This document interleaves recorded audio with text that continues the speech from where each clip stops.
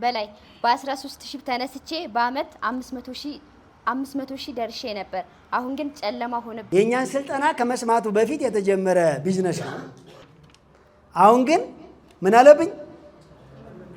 ጨለመብኝ። ልብ አድርጉ። ቢዝነስን ከሚመጡት 4 ነገሮች ተጠንቀቁ ብለናል። ምን? የሰው ሰራሽና የተፈጥሮ አደጋ፣ ዝቅተኛ ገቢና ከፍተኛ ትርፍ።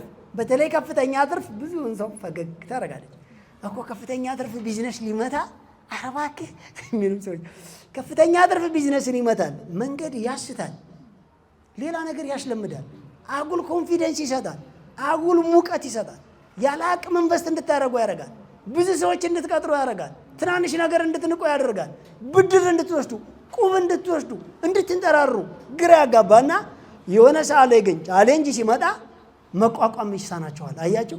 ለምን? ከናንተ ቁጥጥር ውጪ ሆኗል። ያልሆነም ከናንተ ቁጥጥር ውጪ ሆኗል።